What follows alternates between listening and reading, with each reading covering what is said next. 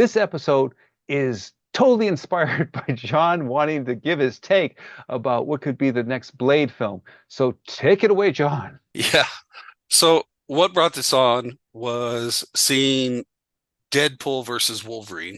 Of course. And that was just a super fun film. Excellent. I haven't seen it yet, And but I believe you. but what really stood out in that film was Wesley Snipes. Oh. And every time he was on the screen, Hmm. he just has a certain amount of gravitas, Ah. a certain amount of charisma. And there's a reason he became a movie star, you know, Yeah, and absolutely. I still and remember him from Sean Connery, and he were starring in Rising Sun decades ago. So I still right, remember his performance. powerful and great actor. Yes. But it got me thinking because I know Marvel has been trying to launch Blade now or relaunch Blade Hmm. for 5, 6, maybe 7 years. Uh-huh. They made an announcement, and I know they've gone through various scripts Hmm. and directors, Yeah. and then the star who was named kind of dropped out, Hmm. and they're not kind of following the James Gunn principle of don't cast it until you have a great script. Right. But Sure. the right person to play Blade is Wesley Snipes. I mean, he's still got it. Hmm. He's fantastic. Excellent. And the Blade movie I want to see, Yes. and my pitch. Hmm. Okay, are you sitting down? I certainly am sitting down. And this can happen now real easy because Disney owns both these properties Right, of course. now. Blade versus Predator. Oh, And okay. here's the pitch, or Okay. here's the log line. Okay. Okay. In a high stakes battle of supernatural prowess versus things from a distant planet, Ah. the world's greatest vampire hunter now finds himself becoming prey to one of the deadliest hunters in the galaxy. Hmm. Blade must confront a deadly predator hunting him from the shadows of the city. They match each other strength for strength, tech for Ah. tech, weapon for weapon. The one who emerges victorious will be the one who is first to show his teeth. Wow. That's phenomenal. That's really something. I, I you took me like you do, you dragged me into co-writing a screenplay of a Western with supernatural elements, and now you've taken me into this premise. It's terrific. And also, from the business standpoint, it's elevating two franchises together. Yay! Yeah, well, I mean, it's it's one of those things where if they like money, this is Yes. something to consider. So you start off with the predator kind of following maybe a biker gang, Hmm. and he sees them brutalize some victims, Hmm. and so he's pursuing them. And then the biker gang, maybe they get raided by a SWAT team, and Okay. now he's following them. And then you see some of those cops become the victims of vampires, Oh, right?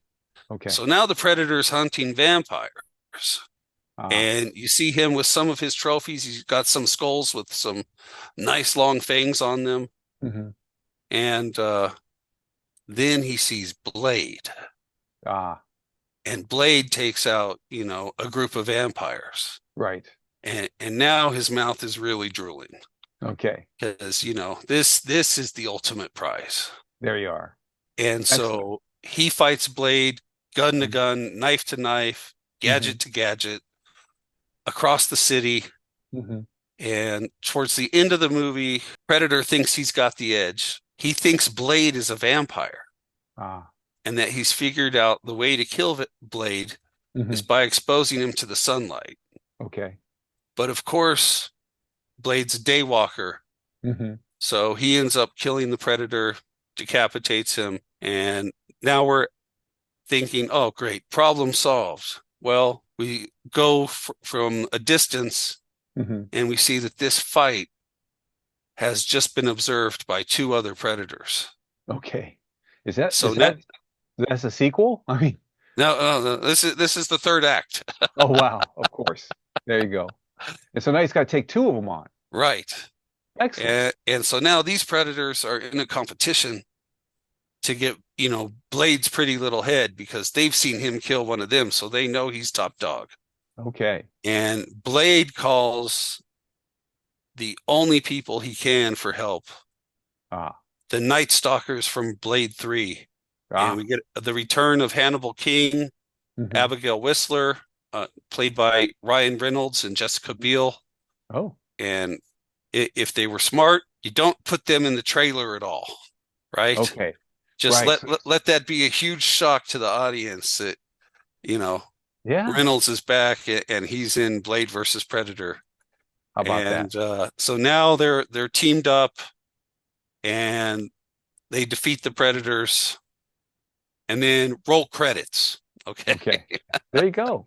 Well, fantastic. Well, I'm so glad that this opportunity happened to say, hey, world, who's the awesome premise creator? That's John right here. So excellent.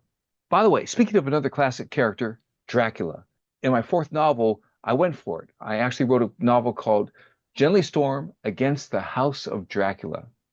And that book is in your pen name, right, Tom? Raven Aaron James? Because to me, that pen name is a brand. What can people expect with a Raven Aaron James book? Humor, girl power, because Gently Storm is 18 years old and she's tough and she's a leader and she has the guts to go against Dracula. And I always have a But great hold time. on, hold on a second. You got one Hold on more. a second. Okay. I got more. I got more. Okay. On a similar note, Okay. why was there never a sequel to Passenger 57? You are going to make a huge difference in Wesley Snipes' future. This is what's Well, happening here. I don't know about that, but I am a fan. He was the air marshal, right? Hmm. And if Sure. you haven't seen Passenger 57, great Which movie. I haven't seen it yet. It's basically Die Hard on a plane, Of course. and he plays an air marshal who has to deal with terrorists. But I'm thinking, so that's it. This air marshal, John Cutter, I think was the character's name. He never had any more problems the rest of his career. Uh, I'm sure so you can give him something else to do. so I would also like to see Passenger 57-2, bigger airplane, There you go. and maybe John Cutter is, a week away from retirement. Perfect. He's Yes. on his last flight, Right. and all of a sudden, oh my gosh, terrorists, Of course. right? But that's not all, Of course. because if that does well, Hmm. we're going to want to see Passenger 57-3. Of Okay. course. And, Excellent. and this would be John Cutter, retired air marshal, Hmm. finally taking that first real vacation in his life, There it you is. know, on his way to uh wherever, the Bahamas, Thailand, wherever he's going, and Gotcha. then his darn bad luck, Hmm. terrorists again. And, Right. and you know, His bad luck is our good luck as audience right, members. right. Well, But John, thank you so much for this wonderful Wesley Snipes renaissance. And we're glad to say, hey, world, we've got John's got the premises, and I've got the dialogue, and together we're going to make sure you have a great time. So remember, here at Creator's Edge Studio, we don't just talk entertainment. we create it.